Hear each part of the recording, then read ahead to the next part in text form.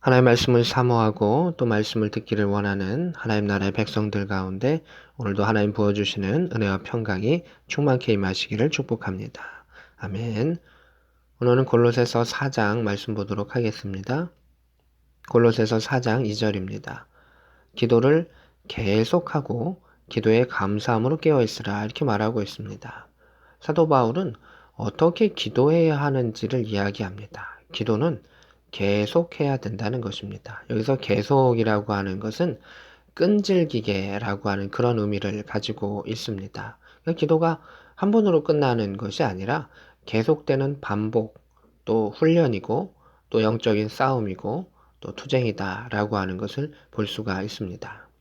그런데 그 기도에 또 포함되는 요소가 있는데 감사함으로 깨어있으라 라고 하는 것입니다. 우리가 하나님께 대해서 간구의 기도도 하고 여러 가지 기도를 하다 보면 그것이 잘 이루어지지 않고 기다림에 있어 가지고 마음이 상할 때도 있습니다. 그런데 하나님께서 우리에게 부어주신 은혜는 참으로 큽니다. 그 은혜를 바라보면서 감사함으로 깨어 있으면 그 기도가 살아있는 기도가 됩니다. 그런데 기도는 계속 하는데 그 마음의 상함으로 인해서 기도를 하게 되면 그 기도는 맑은 기도, 깨끗한 기도가 되지 못한다라고 하는 것을 말해주고 있습니다. 그래서 어떤 성경에는 기도의 요소 가운데 또 소망의 요소들을 이야기하고 있지만 사도 바울은 더욱더 본질적인 것, 감사함을 강조하고 있는 것을 보게 됩니다. 그래서 우리가 내 기도가 살아있는가라고 하는 것은 끈기와 그리고 감사로서 그 기도 안에 있는가라고 하는 걸 살필 때 우리의 기도가 더 성장하고 또 응답받는 기도가 될 수 있음을 말하고 있습니다. 3절입니다. 우리를 위하여 기도하되 이렇게 말합니다. 사도 바울은 교회들에게 편지를 쓸 때 하나님의 말씀을 전할 때 부탁의 말을 했었는데 기도해달라라고 이야기합니다. 사도 바울은 얼마나 큰 기도의 능력의 백성입니까? 근데 그는 기도의 힘을 알기 때문에 성도들에게 기도를 부탁을 했습니다. 상당히 중요한 것입니다. 바울은 성도들을 위해 기도하고 성도들은 바울을 위해 기도하는 것입니다. 서로의 기도의 역사를 통해서 기도의 삼겹줄의 역사가 있고 힘을 얻고 성장하는 것입니다.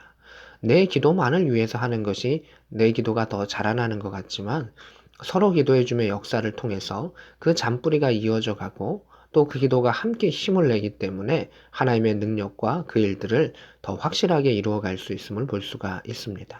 기도하는 사람은 때로는 기도를 부탁합니다. 기도의 힘을 알기 때문입니다. 또한 그의 기도의 제목은 이러했습니다. 하나님이 전도할 문을 우리에게 열어주사 이렇게 되어 있습니다. 그래서 전도할 문이라고 하는 것은 의역을 한 것인데요. 좀 더 원어적인 의미는 말씀의 문입니다. 그러니까 복음을 전하는 문 또는 말씀을 전하는 그 문을 우리에게 열어주시기를 그래서 담대하게 하나님의 말씀을 선포하게 해달라라고 하는 그러한 의미와 뉘앙스인 것을 보게 됩니다. 그리스도의 비밀을 말하게 하시기를 구하라 이렇게 되어 있습니다. 골로새서 가운데서 여러 가지 단어들이 나오는데 예수님에 대해서 표현할 때는 비밀이라고 하는 그 단어를 많이 쓰고 있습니다. 하나님의 계획 속에 있지만 모든 사람에게 알려져 있지 않기 때문에 비밀, 그리고 그것은 참으로 중요한 것이기 때문에 비밀이라고 표현하고 있습니다. 그래서 예수 그리스도에 대해서 내가 말할 수 있는 그 기회를 얻기를 원한다라고 말하고 있습니다. 사도 바울은 옥에 많이 갇히기도 하고 또 복음을 전할 때 어려움들을 많이 당하고 있었습니다.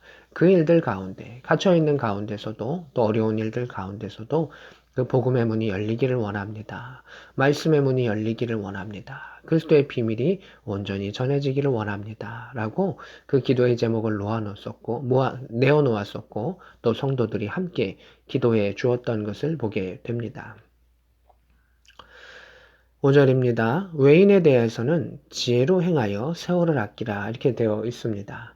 이것도 이제 전도에 대한 부분, 복음 전하는 부분과 일부 연결이 되어 있습니다. 외인이라고 하는 것은 교회 밖의 사람들을 말하고 있습니다. 지혜로 행하다라고 하는 것은 성령의 지혜로 행하는 것을 말하기는 하는데 이 세대의 지혜를 따르는 것이 아닌 하나님의 은혜의 지혜를 따라서 행해야 한다.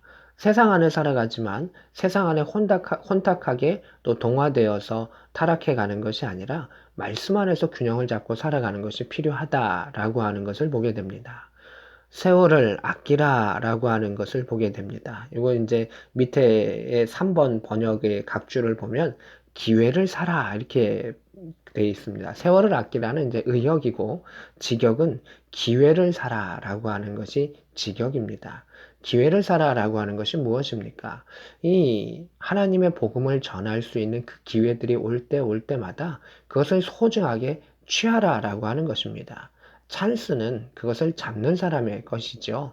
내 세상의 사람들은 물질을 얻을 수 있는 그 기회를 찾는 것을 중요하게 여깁니다. 근데 바울은 여기서 기회라고 하는 것은 복음을 전할 수 있는 기회, 그리고 예수 그리스도의 부활을 전할 수 있는 기회, 또 그들에게 구원의 길을 알려줄 수 있는, 예수 그리스도의 비밀을 알려줄 수 있는 그 기회를 우리가 잡아야 한다. 놓치지 말아야 한다라는 것을 이야기하고 있습니다. 6절입니다. 너희 말을 항상 은혜 가운데 소금으로 맛을 냄과 같이 하라. 이렇게 말하고 있습니다.